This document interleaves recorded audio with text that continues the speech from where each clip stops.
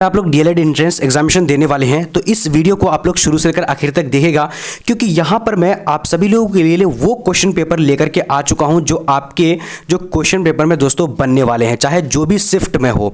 ठीक है, तो ये हमारा वीडियो नंबर 1 है। इसी तरीके से हम आप सभी लोगों के लिए एक सीरीज चला करके रखा हुआ है जिसका नाम है दोस्तों डीएलएड एंट्रेंस 2025। तो आप लोग क्या करिएगा, जितने भी सारे जो है ना वीडियोज़ आएंगी एक एक करके देखिएगा, आपकी 100% तैयारी हो जाएगी। ठीक है, तो ये टाइमिंग जो रहेगा ये फिक्स टाइम में रहेगा और इसी टाइम के अंदर आप लोग को ये वीडियो देखने को मिलेगा।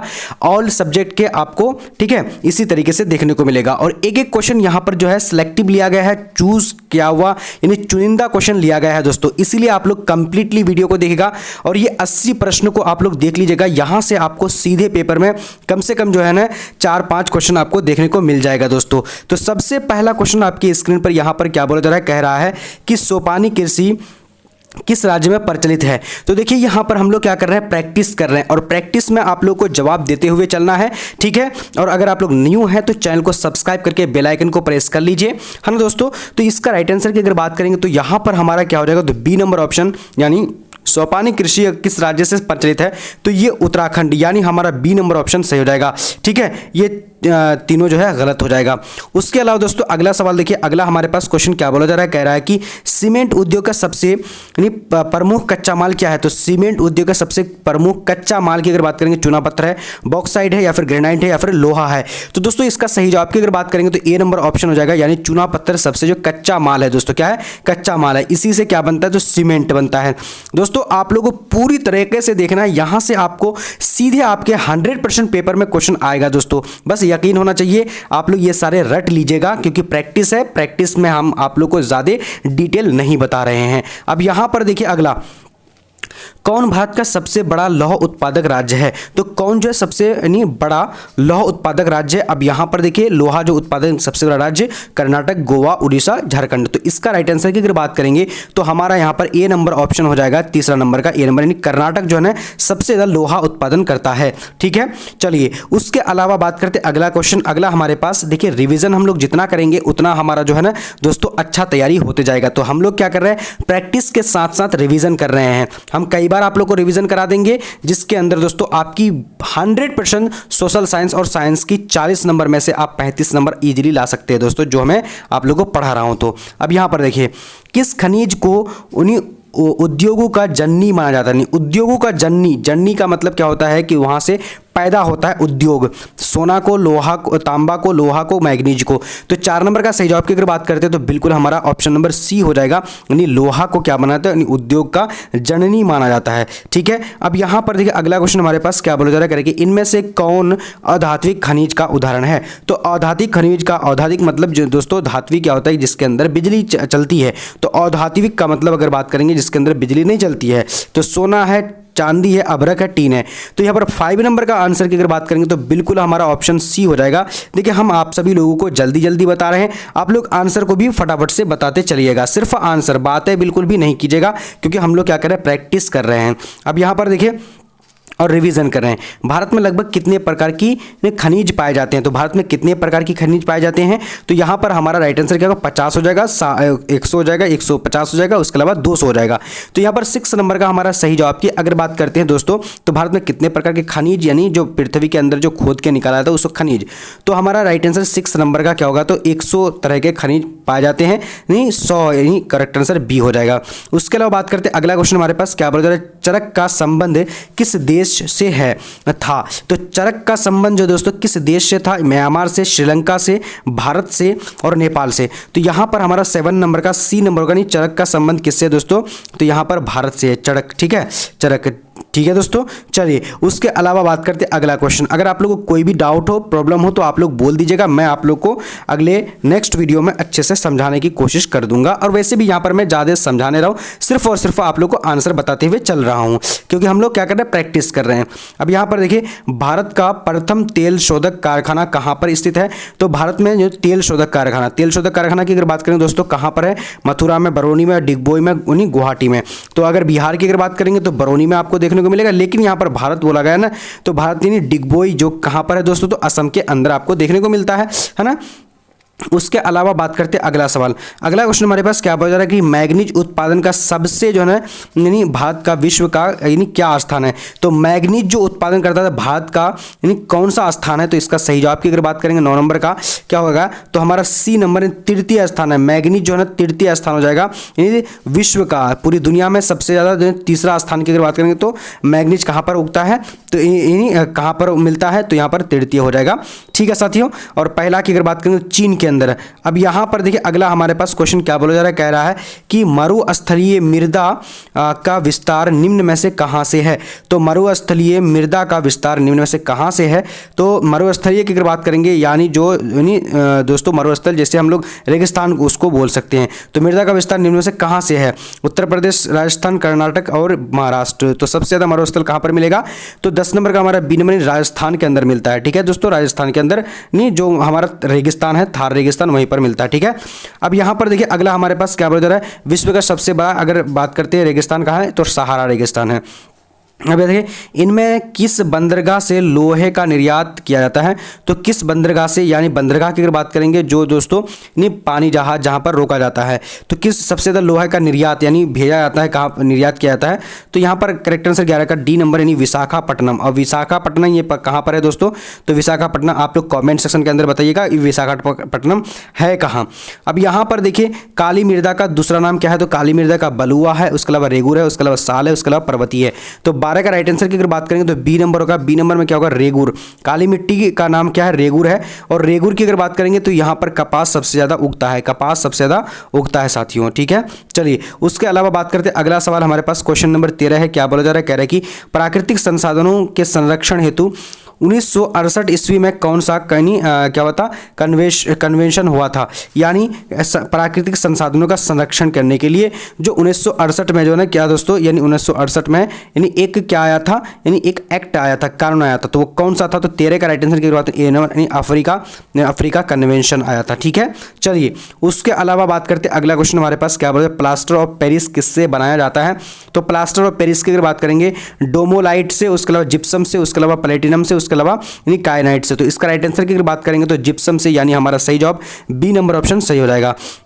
अभी तक अगर वीडियो को लाइक नहीं किया तो प्लीज़ यार लाइक कर लीजिएगा। अब यहाँ पर देखिए अगला क्वेश्चन हमारे पास, निम्न में से किस खनिज का सबसे बड़ा यानी खनिज का सबसे बड़ा उत्पादक राज्य उड़ीसा है।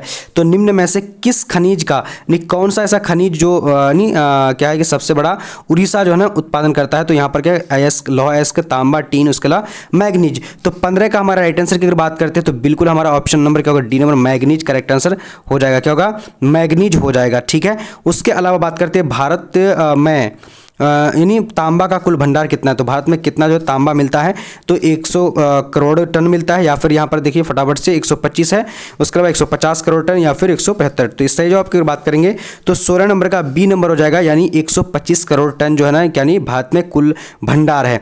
बस ये अनुमानित है ना दोस्तों। अगला देखिए क्वेश्चन नंबर, एल्युमिनियम बनाने के लिए किस खनिज की आवश्यकता पड़ती है। तो एल्युमिनियम बनाने के लिए जैसे एल्युमिनियम जो बनता है तो क्या क्या खनिज से बनता है। तो यहाँ पर 17 नंबर का हमारा क्या होगा, मैग्नीज से, टीन से, लोहा से, बॉक्साइट से। तो इसका सही जवाब की अगर बात करते हैं तो बिल्कुल ऑप्शन नंबर क्या होगा, तो डी नंबर सही जवाब हो जाएगा। ठीक है, चलिए दोस्तों अगर आप लोगों को कोई दिक्कत इशू है तो आप लोग कमेंट में एक बार बता दीजिएगा कि सर ऐसा ऐसा इशू है। अब यहाँ पर देखिए इनमें से कौन लौह युक्त खनिज का उदाहरण है। तो इनमें से कौन जो है लौह युक्त खनिज का उदाहरण है, मैग्नीज है, अभ्रक है, बॉक्साइट है या फिर चूना पत्थर। तो इनमें से लौह युक्त खनिज का उदाहरण, लौह युक्त यानी लोहा उसमें मौजूद रहता है। तो 18 का राइट आंसर की अगर बात करते हैं ना तो मैग्नीज जो है ना, मैग्नीज क्या होता है दोस्तों, मैग्नीज के अंदर लोहा के अंदर मैग्नीज पाया जाता है। ठीक है, और बात करते हैं दोस्तों यानी मैग्नीज जो उत्पादन करता है हमारा भारत जो है तीसरा स्थान है। अब यहाँ पर देखिए यानी मेढक के प्रजनन को नष्ट करने वाला रसायन कौन सा है। तो मेढक को प्रजनन यानी कि जो बच्चा पैदा करता है, ठीक है, तो नष्ट करने वाला रसायन का नाम क्या है। अब यहाँ पर देखिए बेंजीन है, यूरिया है, एंड्रीन है, उसके अलावा फॉस्फोरस है। तो यहाँ पर दोस्तों 19 का सी नंबर यानी एंड्रीन बोला जाता है। क्या बोला जाता है उसको, सी नंबर यानी एंड्रीन बोला जाता है। अब अगला सवाल देखेंगे, अगला क्वेश्चन हमारे पास क्या बोला जा रहा है, कह रहा है कि यानी समुद्री क्षेत्र में राजनीतिक सीमा की कितनी किलोमीटर क्षेत्र तक संपदा निहित है। तो समुद्री क्षेत्र में राजनीतिक सीमा में कितनी जो है ना कितना किलोमीटर तक संपदा जो है निहित है। अब यहाँ पर देखिए तो 20 नंबर का हमारा डी नंबर यानी 19.2। अब देखिए मान लीजिए कि समुद्र है, ठीक है, और यहाँ पर हमारा भारत है, यहाँ पर क्या है, चीन है। अब देखिए ये समुद्र है, तो समुद्र में कितना किलोमीटर तक जो है ना भारत का कब्जा है, तो 19.2 किलोमीटर रहता है, ठीक है। इतना में जो है जो भी खादान मिलेगा तो भारत का मिलेगा। अगर यहाँ पर मान लिया मिलता है तो अगर सारे देश का यहाँ पर हिस्सा है तो भाई ये इंटरनेशनल अंतर्राष्ट्रीय बोला जाता है, ठीक है। चलिए उसके अलावा 21 नंबर देखिए क्वेश्चन क्या बोला करेगी, यानी बिजली के बल्ब के फिलामेंट किस यानी बना होता है, तो किसका बना होता है, तो बिजली के यानी फिलामेंट जो बना होता है वो किससे, टंगस्टन से, तांबा से, कोबाल्ट से या फिर जस्ता से।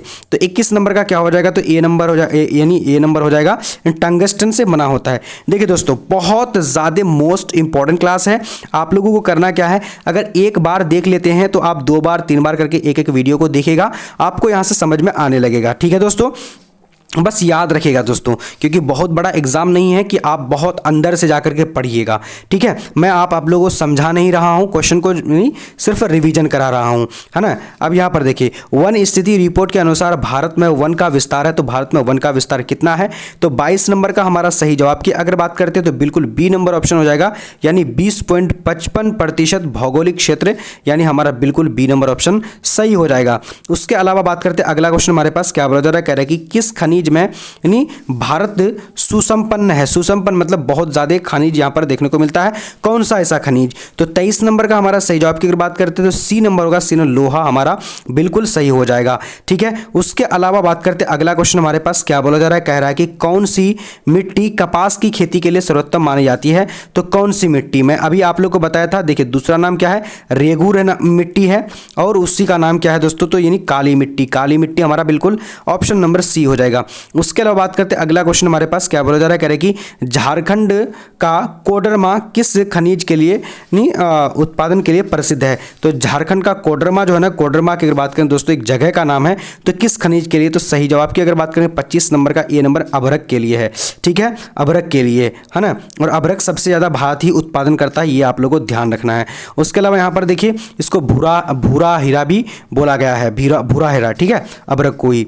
अब यहाँ पर देखिए यूरेनियम का प्रमुख उत्पादक स्थल कौन सा, तो यूरेनियम का प्रमुख उत्पादन स्थल की अगर बात करें डिगबोई है, झरिया है, उसके अलावा क्या है, घाटशिला है, उसके अलावा जादूगोड़ा है। तो 26 नंबर का हमारा कैरेक्टर आंसर की अगर बात करें डी नंबर ऑप्शन हो जाएगा, डी नंबर बिल्कुल, यानी जादूगोड़ा ये क्या यूरेनियम का प्रमुख उत्पादन हो जाएगा। डिगबोई तो तेल यहाँ पर असम के अंदर है, झरिया में कोयला उत्पादन होता है, और घाटशिला में जो दोस्तों यानी एक खनिज उत्पादन होता है, ठीक है।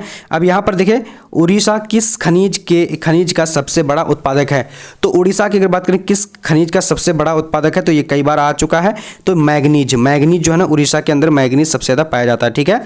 चलिए दोस्तों अब यहाँ पर तांबा कहाँ पर उगाया जाता है, सबसे ज़्यादा पाया जाता है, ये आप लोग कॉमेंट सेक्शन के अंदर बता दीजिएगा। अब यहाँ पर देखिए अगला क्वेश्चन हमारे पास संविधान की धारा 21 का संबंध है, तो 21 का संबंध किससे है, वन्य जीवों तथा प्राकृतिक संसाधनों के संरक्षण से है, मृदा संरक्षण से है, उसके अलावा क्या कि जल संसाधन संरक्षण से है, उसके अलावा क्या कि खनिज संपदा संरक्षण से है। तो यहाँ पर हमारा 28 का राइट आंसर की अगर बात करेंगे तो ए नंबर हो जाएगा, यानी संविधान का 21वां धारा जो है दोस्तों, तो क्या है 21वां धारा ना, ये वन जीव, जो वन में जो जीव पाया जाता है, ठीक है, उसका प्राकृतिक संसाधनों का संरक्षण। पहले क्या होता था कि यानी हिरण को मार करके खाया जाता था, या फिर शेर को मार देता था, या फिर मतलब सब कुछ को मार करके खाया जाता था, लेकिन अब उस पर रोकथाम कर दिया गया, क्योंकि ऐसे अगर नहीं रोकता तो क्या होगा, लुप्त हो जाएगा। अभी आप यहाँ पर देखिए इन्हीं बिहार झारखंड में देश का कितना प्रतिशत अभ्रक का उत्पादन होता है, तो बिहार और झारखंड में देश का कितना प्रतिशत उत्पादन जो है ना, यहाँ पर अभ्रक का उत्पादन होता है, इसको भूरा हीरा के नाम से जाना जाता है। तो यहाँ पर देखिए 60% है, उसके 70, उसके अलावा 80, उसके अलावा 90, तो यहाँ पर हमारा 29 नंबर का सी नंबर होगा, 80% जो है यहाँ पर बिहार और झारखंड के अंदर अभ्रक जो है ना पाया जाता है, उत्पादन होता है। अब यहाँ पर देखिए प्राथमिक ऊर्जा का उदाहरण नहीं है। देखिए दोस्तों प्राथमिक ऊर्जा किसको बोलते हैं, जो दोस्तों यानी हमारा क्या होता है, प्राथमिक ऊर्जा की अगर बात करेंगे तो यानी दोस्तों यानी जैसे अब मान लिए वो प्रकृति होता है, ठीक है, प्राथमिक, तो यहाँ पर क्या होगा तो विद्युत हो जाएगा। विद्युत जो ना प्राथमिक ऊर्जा का उदाहरण नहीं है। ये आपके PYQ यानी प्रीवियस ईयर क्वेश्चन है दोस्तों, ये आपके पूछे जा चुके हैं एग्जाम के अंदर, ठीक है। पेट्रोलियम ये क्या है यानी प्राथमिक है, प्राकृतिक गैस ये भी प्राथमिक है, ठीक है। अब देखिए ऊर्जा की अगर बात करें, सिर्फ ऊर्जा खाली ताकत नहीं होता, ऊर्जा, अब देखिए हम इसको जलाते हैं, पेट्रोलियम को जलाते हैं तो ऊर्जा मिलता है, ठीक है। तो अब यहाँ पर अगला क्वेश्चन हमारे पास, भारत के किस भूगर्भिक समूह में कोयला पाया जाता है? भूगर्भिक की अगर बात करें, भू के अंदर यानी कोयला यानी समूह कोयला जो है पाया जाता है, तो कोयला कहाँ पर पाया जाता है? तो 31 का हमारा सही जवाब की अगर बात करेंगे तो ए नंबर गोंडवाना समूह, यानी हमारा ऑप्शन नंबर ए सही हो जाएगा। उसके अलावा अगला सवाल देखिए, अगला क्वेश्चन हमारे पास क्या बोला जा रहा है, कह रहा है कि निम्न में से कौन सी मिट्टी क्या सर्वाधिक उपजाऊ है? तो सबसे ज़्यादा उपजाऊ मिट्टी की अगर बात करते हैं दोस्तों, 32 नंबर का हमारा डी नंबर ऑप्शन होगा, जलोढ़ मिट्टी। अब जिसके अंदर पानी रहेगा तो वो सबसे ज़्यादा उपजाऊ होगा, है ना। मरुस्थलीय तो ये बिल्कुल मरुस्थलीय, पर्वतीय तो इतना अच्छा नहीं है, पीली भी नहीं है, सबसे ज़्यादा जलोढ़ मिट्टी हो जाएगा। उसके अलावा बात करते हैं, अगला क्या बोला जा रहा है कि गोवा के यानी संगयूम में यानी कौन खनिज पाया जाता है? तो गोवा के संगयूम में कौन खनिज पाया जाता है? तो 33 नंबर का हमारा ये क्या होगा, देखिए अभ्रक है, उसके अलावा बॉक्साइट है, उसके अलावा लोहा है, उसके अलावा मैग्नीज है। तो 33 नंबर का हमारा सही जवाब की अगर बात करते हैं तो सी नंबर यानी क्या होगा, यानी गोवा के संगयूम में कौन खनिज पाया जाता है? तो लोहा पाया जाता है, समझ गए। उसके अलावा बात करते हैं अगला क्वेश्चन, अगला हमारे पास क्या बोला जा रहा है, कह रहा है कि भारत के किस राज्य में सौर ऊर्जा के विकास की सर्वाधिक संभावना है? तो भारत की किस राज्य में सौर ऊर्जा यानी सूर्य से जो ऊर्जा प्राप्त होता है, ठीक है, तो विकास की सर्वाधिक संभावना है असम में, अरुणाचल प्रदेश में, राजस्थान में, मेघालय में। तो अब यहाँ पर देखिए इसका 34 नंबर का हमारा सी नंबर होगा, राजस्थान में। अब बोलिए राजस्थान में क्यों? क्योंकि वहाँ पर सबसे ज़्यादा धूप पाया जाता है, धूप होता है, और धूप से ही क्या सौर ऊर्जा जो है दोस्तों मिलता है, ठीक है। अब अगला देखिए, और बात करें दोस्तों अरुणाचल प्रदेश ना हमारा क्या है, उगते हुए सूर्य का देश, तो जापान को बोला जाता है, लेकिन हमारा अरुणाचल प्रदेश में सबसे पहले क्या होता है कि सूर्य दिखाई देता है, ठीक है। अब यहाँ पर देखिए क्या बोला जा रहा है कि बादाम पहाड़ किस खनिज के लिए किस खनिज के उत्पादन के लिए प्रसिद्ध है? तो एक पहाड़ का नाम है बादाम, ठीक है। बादाम पहाड़ की अगर बात करें तो 35 नंबर का सी नंबर होगा। सी नंबर की अगर बात करें लौह अयस्क, यहाँ पर क्या मिलता है, लौह अयस्क मिलता है, क्या मिलता है, लौह अयस्क मिलता है दोस्तों, ठीक है। अब यहाँ पर देखिए क्वेश्चन नंबर 36 है, भारत के किस राज्य में वन का सबसे अधिक विस्तार है? तो भारत में यानी वन का सबसे अधिक जो विस्तार है, वन सबसे ज़्यादा कहाँ पर पाया जाता है भारत के अंदर? तो केरल में, कर्नाटक में, मध्य प्रदेश में, उसके अलावा उत्तर प्रदेश में। तो यहाँ पर राइट आंसर की अगर बात करेंगे तो सी नंबर होगा, सी नंबर मध्य प्रदेश के अंदर, मध्य प्रदेश के अंदर पाया जाता है सबसे ज़्यादा क्या, यानी क्या पाया जाता है दोस्तों, यानी वन पाया जाता है। और आपके पेपर में आता है एक कि वन जो है कहाँ सबसे कम है, तो भाई अगर भारत के यानी अंदर अगर बात करेंगे तो सबसे ज़्यादा वन कम जो है ना, अगर आपका आएगा ऑप्शन के अंदर हरियाणा आएगा, उसके अलावा आएगा आपका केरल आएगा, कर्नाटक आएगा, मध्य प्रदेश, तो हरियाणा हो जाएगा, ठीक है। अगला देखिए, अगला हमारे पास ऊर्जा का गैर पारंपरिक स्रोत। तो ऊर्जा का गैर पारंपरिक स्रोत की अगर बात करते हैं तो 37 नंबर का हमारा बी नंबर ऑप्शन होगा, बी नंबर विद्युत, यानी गैर पारंपरिक है, ठीक है, विद्युत हो जाएगा, ठीक है दोस्तों। और गैर पारंपरिक क्या बोलते हैं, जैसे कोयला हो गया, यानी प्राकृतिक नेचुरली जो मिलता है उसको गैर पारंपरिक बोलते हैं। और गैर पारंपरिक की अगर बात करेंगे तो वो जैसे हम लोग खुद से बनाते हैं, तो विद्युत तो हम लोग बनाते हैं खुद से, है ना।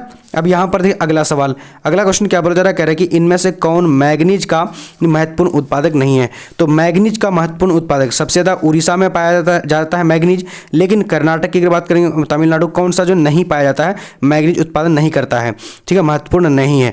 तो यहाँ पर हमारा क्या है, 38 नंबर का right answer C number, Tamil Nadu जो है यहाँ पर क्या होता है, ये सबसे ज़्यादा नहीं उगता है, ठीक है दोस्तों। चलिए और बात कर रहे हैं जो कोयला यानी भूरा हीरा इसको बोला गया है, ये भी आप लोग ध्यान नहीं, भूरा हीरा किसको बोला गया, तो ये इसको बोला गया, हाँ ठीक है, मैग्नीज अभ्रक को, है ना। चलिए अभ्रक जो है झारखंड और बिहार में सबसे ज़्यादा उगता है, बिहार के भारत के लगभग ज़्यादा दोनों राज्य के अंदर। अब वृहद क्षेत्र में जल की उपस्थिति के कारण ही पृथ्वी को कहते हैं, तो वृहद क्षेत्र में जल की उपस्थिति के कारण ही पृथ्वी को कहते हैं। तो वृहद क्षेत्र में जल की उपस्थिति के कारण पृथ्वी को क्या बोलते हैं? जहाँ पर वृहद ज़्यादा जो ये है, तो उजला घर है, नीला घर है, हरा घर है, या फिर दोस्तों ये आप सभी लोगों को पता होगा, 39 का बी नंबर नीला ग्रह बोला गया।